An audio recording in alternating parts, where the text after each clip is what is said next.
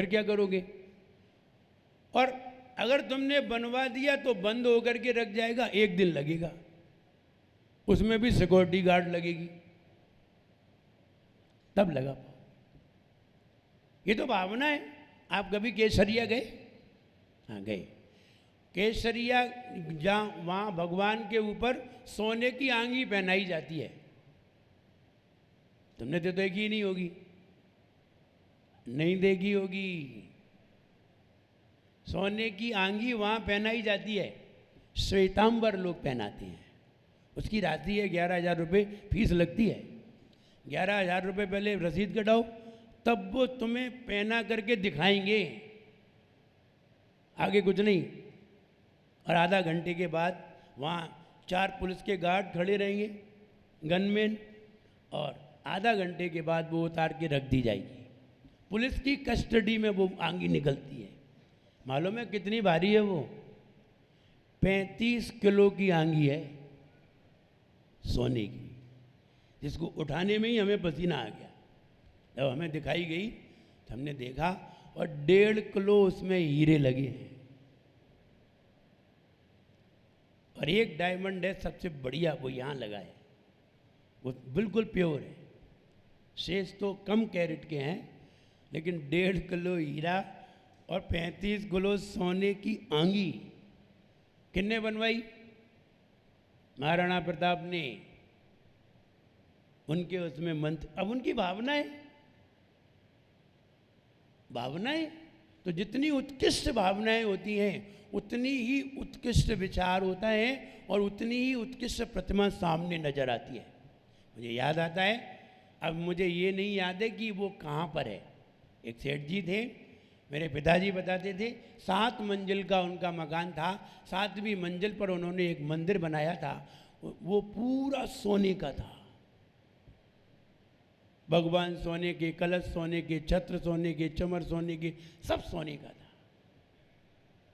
भावना है। और वो कुछ नहीं, सिर्फ पूजा करता था। ये भावनाएं हैं, और ये भावनाएं तब प्राप्त होती हैं जब व्यक्ति इस तरह की भावना करके दान करता है। कोई भावना करने से भी कुछ नहीं होता, दान भी करता है, तब उसे ये भावना प्राप्त होती है। राज्य सम्मानदायक।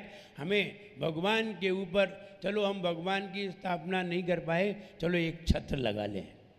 एक छत्र लाओ, 3 छत्र वाला छोटा सा छत्र लाओ, भगवान के ऊपर लगाओ, और बड़े खुश हो। और जब भगवान के ऊपर छत्र लगाओगे और चमर लगाओगे और भामंडल लगाओगे, और फिर भगवान के सामने खड़े होकर के गाओगे, छत्र चमर भामंडल भारी, ये तुम प्रातिहार्य मनहारी। अब मन खुश हो जाएगा देख करके। तुमने कहा जो लगाओ ही नहीं है, ना तो तुम भगवान लेके आए, ना तुमने छत्र लगाया, ना तुमने चमर लगाई, ना तुमने भामंडल लगाया, इसलिए तो मुंह लटका रहता है, और छत्र चमल भामंडल भारी, ये तुम प्रातिहार्य मनहारी, ऐसे हो जाते हैं। ये मालूम है क्यों हो गई? इसलिए हो गई कि तुम्हारा कोई भी द्रव्य वहां नहीं है, और कोई भी द्रव्य होता तो तुम उसी की तरफ देखते और खुश होते। अगर द्रव्य होगा तो खुश हो गए। दूसरे के चौके में हार देने गए, और दूसरे का गिलास लिया, उठाया और दे दिया, बड़ा भारी तुमने एहसान कर लिया, कोई खुशी नहीं होगी। और खुद ने बनाई है और फिर आप देने जाएं, फिर देखो तुम्हारे चेहरे पे क्या रौनक होती है। महाराज एक तो लेनी ही पड़ेगी, महाराज नहीं लोगे, महाराज एक ले लो महाराज, और कितनी ज़बरदस्ती करोगे। और दूसरे की रोटी बनी दोगे ना, तो जरा सा भी मन में भाव नहीं आएगा कि महाराज एक तो लेनी ही पड़ेगी, लेना हो लो, नहीं लेना मत लो। महाराज ने जो हाथ कर दिया तुम उठा के वहाँ रख दोगे, और तुम अपनी बना के ले जाओ, फिर देखो तुम तो महाराज के ऊपर चढ़ जाओ, लेनी पड़ेगी। अब अपनी बनाने का भाव पता चला क्या है, और दूसरे की बने हुई का भाव क्या है। जब खुद ने बनाई हो ना, फिर देखो क्या उमंग होती है। और जब दूसरे की बनी बनाई देते हैं तो खुशी तो उसे होती है, तुम तो देते हो, तुम तो देते हो। खुशी उसको होती है जिसने बनाई है, उसकी खुशी देखो क्या होती है, उसी को आनंद आता है। तुम्हें आनंद थोड़ी आता है। तुम पड़ोस में रहते थे, किसी चौके वाले ने तुम्हें बुला लिया, तुमने जा करके आहार दे दिया। अब बताओ, अब आहार हो गए निरंतर, ढोल कौन बजवाएगा? पड़ोसी की वो। तुम्हें कोई मतलब नहीं है, तुम तो कपड़े उतारोगे और भाग जाओगे, अब हम तो जा रहे। आनंद तो उसे आएगा। इसलिए हमने अगर छत्र चमर लगाए हैं तो हमारी नज़र वहाँ जाएगी और फिर मन खुश हो जाएगा। ओह, हमने छत्र चमर। मैं जो इसलिए बता रहा हूँ, ये सब मैंने किया है। अगर किया नहीं होता तो तुम्हें बताते नहीं। मेरे अनुभव है ये। भगवान की स्थापना कराना, छत्र लगवाना, चमर लगवाना, सिंहासन लगाना और सिंहासन पे बिठाना, बढ़िया चमचमाता हुआ होना और फिर देख करके गाना, फिर देख करके गाना तो बड़ा आनंद आता था, मन प्रसन्न हो जाता था, नाचने का मन होने लगता था। तो क्यों होता था? क्योंकि उस पे मेरा द्रव्य लगा हुआ है, और मेरा द्रव्य लगा होता है तो खुशी होती है, और मेरा द्रव्य नहीं हो तो खुशी नहीं होती। आप एक पेन लाए मेरे पास और हम आपका पेन लेकर के लिख रहे हो, आपको बहुत अच्छा लगेगा, बहुत अच्छा लगेगा, मन खुश हो जाएगा एकदम। चाहे भले ही हमने तुम्हें कुछ नहीं दिया हो, खुश हो जाएगा। और आपने पेन लाए ही नहीं और हम लिख रहे हैं तो तुम्हें मतलब ही नहीं। तो जो द्रव्य हम देते हैं, हमने महाराज को कमंडल दिया और हम वो कमंडल हाथ में लिए हैं, तुम्हें हाथ में लेकर के बड़ा खुशी होगी। और तुमने दिया ही नहीं तो क्या पकड़ लेंगे, लाओ। देखो कौन सी खुशी होती है। जो द्रव्य मेरा होता है और मेरा द्रव्य धर्म में लगता है तो व्यक्ति को खुशी होती है, और मेरा द्रव्य धर्म में ना लगे तो व्यक्ति मंदिर जाता है लेकिन खुशी नहीं होती। आप देख लो जा करके, आप मंदिर जाते हैं, आप देख लेना अभी मंदिर जा करके, अगर वहाँ ना कोई आपकी प्रतिमा हो, ना आपने कोई छत्र चमर लगवाए हो, आप मंदिर जाओ, चावल चढ़ाओगे, भगवान तक नहीं दिखेंगे ढंग से, मुंह लटकाए चले आओ। इसलिए यहाँ राज्य सम्मानदायक है, छत्र लगाना चाहिए भगवान के ऊपर। छत्र का फल ये है कि व्यक्ति को राज्य में सम्मान प्राप्त होता है। ये लोग जो कैबिनेट मंत्री बनते हैं, विधायक बनते हैं, ये लोग बनते हैं, ये कोई ये वे नहीं है, ये छत्र चढ़ा के कहीं ना कहीं आए हैं, उसका ये परिणाम है। राज्य सम्मानदायक, राज्य में सम्मान को प्राप्त होते हैं। जाप देखिए, ओम ह्रीम रहम नमो घोर पराक्रमणम। ऐसे मुनि महाराज घोर पराक्रमी हैं। इनका पराक्रम देखिए, सामने शेर आ जाए और ये कहा जाए इस जंगल में शेर रहते हैं महाराज, यहाँ नहीं जाना, महाराज कहीं हम वहीं सामायिक करेंगे, और सामने शेर आ जाए, शेर घबरा जाए लेकिन महाराज ना घबराएं। यह है घोर पराक्रम। सांप आ जाए, सांप घबरा जाए। आचार्य शांति सागर महाराज गुफा में बैठे थे, सांप आया, चढ़ गया उनके ऊपर, बैठे रहे वो, और चढ़ा और चढ़ करके उतर करके चला भी गया। तो ऐसे घोर पराक्रमी मुनि महाराज, सांप आ जाए, शेर आ जाए, जंगलों में भयंकर अटवियों पर जहाँ बिजली कड़कती है, ऐसी जगह पानी बरसता है, मूसलाधार वर्षा होती है, वहाँ जा कर के खड़े होकर के योग लगाते हैं, निडर होकर के। ये कहते पराक्रम। और भी पराक्रम है, यही पराक्रम नहीं है। वे मुनि महाराज अगर उनके मन में आ जाए तो सूरज को यूं हाथ में बंद कर लें, सूरज को हाथ में यूं बंद कर लें। रामायण में जरूर सुना होगा, जयद्रथ ने, रामायण में, महाभारत में श्री कृष्ण ने सूर्य को छिपा दिया था। तो ये ताकत उन मुनि राजों में है, वे चाहें तो नदी को सुखा दें। अगर नदी बीच में आड़े आ रही है और उनके मूड में आ जाए तो वो नदी को ही सुखा दें, निकलना है। अब निकलना है, पुल तो बना नहीं सकते, नाव में बैठ नहीं सकते, नाव है नहीं है, वो जाना है, क्या करें? नदी का रास्ता बदल दें, रोक दें, सुखा दें, और हम निकलेंगे तो नदी चालू हो जाएगी। वे मुनि महाराज सूरज के प्रताप को रोक दें, चंद्रमा को रोक दें, तारों को रोक दें, दिन में रात कर दें और रात में दिन कर दें। उनका मन जो चाहे वो कर सकते हैं। वे मुनि महाराज हवाओं का रुख बदल दें, समुद्र को सुखा के रख दें, पानी ही खत्म कर दें। वे मुनि महाराज विदेह क्षेत्र में विराजमान हैं। अग्नि को भस्म कर दें, सामने अग्नि लग जाए और वे जरा सा उसकी तरफ देख लें, अग्नि ही खत्म हो जाए। कितनी भी भारी अग्नि सही, अग्नि को मन में आ जाए, पत्थर बरसा दें। ये महाराज कुछ भी कर सकते हैं। और पराक्रम वाले मुनि महाराज पर्वतों को नष्ट कर दें और बादलों को नष्ट कर दें, सूरज को ही चुपचाप बिठा दें एक जगह, बैठे रहो यहाँ से, हिलना नहीं, देखने ही नहीं दें किसी को, अंधेरा कर दें, दिन में रात कर दें और रात को दिन कर दें।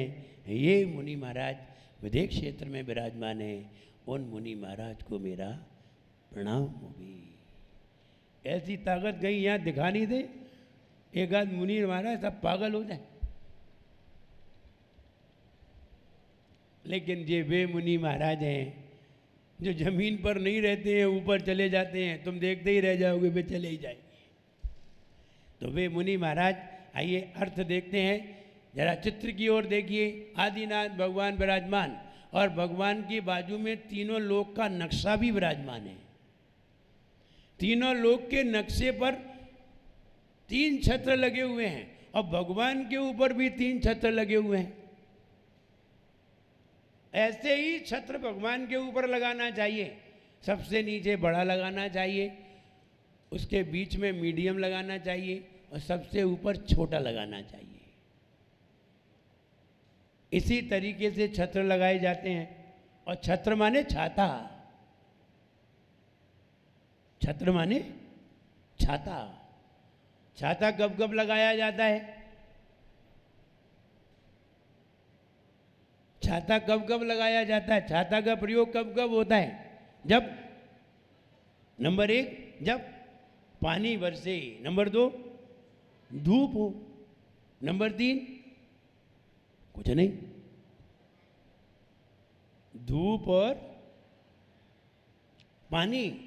व्यक्ति छाता लाया तो छाते में बहुत सारे छेद कर लिए, इधर भी छेद, इधर भी छेद, 8-10 छेद कर लिए उसने, एक एक खंड में एक एक छेद कर लिया। जब पूछा गया, भाई साहब तुमने छाते में छेद क्यों कर लिए? बोले यार पानी बरसेगा तो पता कैसे चलेगा? पानी बरसेगा तो पता कैसे चलेगा कि पानी बरस रहा है?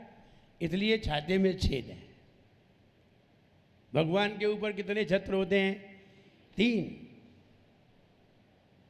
मुनिराज के ऊपर कितने छत्र होते हैं? एक भी नहीं। और तुम्हारे ऊपर कितने छत्र होंगे?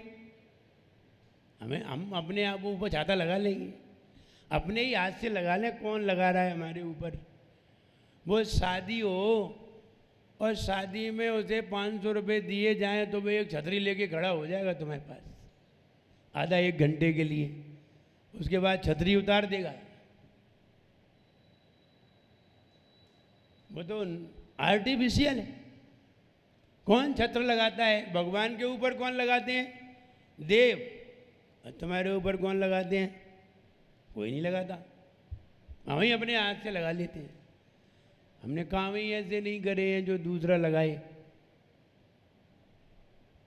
अपने हाथ से ही लगाने पड़ते हैं। और कोई लगा दे तो हम अपने आप को बड़ा बहुत अच्छा समझते हैं। हमारे ऊपर छत लग देगा, देखा हमारे ऊपर छत लगे। तो यहाँ 3 छत्र भगवान के ऊपर लगे हैं। ये 3 छत्र भगवान के प्रतीक हैं, लेकिन 2 छत्र मुनिराज के। तो हमने एक बार की बात है, जब हम जा रहे थे तो रास्ते में पानी बरसने लगा। जब जा रहे थे रास्ते में पानी बरसने लगा तो हम उस समय अहिलक महाराज थे, मुनि महाराज नहीं थे, अहिलक महाराज थे।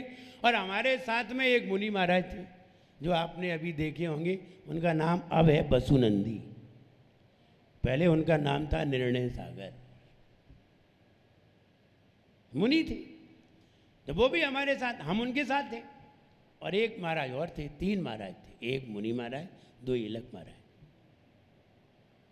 हुआ ये, एक गांव से जब हम निकले तो पानी आ गया बीच में ही, 1 किलोमीटर चले होंगे, पानी आ गया। पानी आ गया तो अब क्या करते, और चलना है 14 किलोमीटर। तो किसी ने कहा भैया हम छाता ले आए, हम यहाँ ले आओ। तो वो छाता ले आया, एक छाता ले आया। अब एक छाता महाराज, तो बताओ पहले कहाँ लगेगा छाता? भाई मान लीजिए छाता एक हो महाराज, 3 हो, एक मुनि महाराज हो, 2 अहिलक महाराज हो, तो छाता लगेगा कहाँ? मुनि महाराज। बिल्कुल सही बात, मुनि महाराज पे ही उसने लगा दिया। अब हम भीग रहे वे आराम से। तो हमने वो छतरी वाले से कहा, हमने ये तो गलत बात है। बोले क्यों? बोले छाता एक है और हम भीग रहे हैं, या तो छाता और लाओ या ये वाला मेरे पास लाओ। बोले ऐसा कैसे लाएं? वो मुनि महाराज के पहले लगेगा। बात तो सही है। अगर आप आहार देने जाएं और आपने कोई चीज़ बनाई हो, लड्डू बनाए हो, बर्फी बनाई हो, सेव बनाए हो, कुछ भी बनाया हो, और बना करके आप महाराज को आहार देने जाएं, एक मुनि महाराज हो, 2 क्षुल्लक महाराज हो, 2 अहिलक महाराज हो, तो आप सबसे पहले किन्हें देंगे? मुनिराज। बिल्कुल सही बात है, तो मुनिराज को पहले। वो कहते हैं कि आचार्य की चकाचक, आचार्य श्री की चकाचक। आचार्य महाराज भी हार कर रहे हैं, मुनिराज भी खड़े हैं, और माता जी भी हार कर रही हैं, अहिलक महाराज भी हार कर रहे हैं, क्षुल्लक महाराज भी हार कर रहे हैं। जो भी लाए सब, जो भी कुछ लाए आहार देने के लिए, सब आचार्य जी को ही। तो आचार्य श्री की चकाचक, मुनिराज को इक्का, आचार्य श्री की चकाचक, और मुनिराज को इक्का। और फिर आचार्य श्री नहीं ली तो कहाँ गई? मुनि महाराज के पास। और बाद में कौन रह गया? अहिलक क्षुल्लक। तो आचार्य श्री की चकाचक, मुनि महाराज को इक्का, अहिलक क्षुल्लक को बची कुची। अब जो बच गई तो बामे से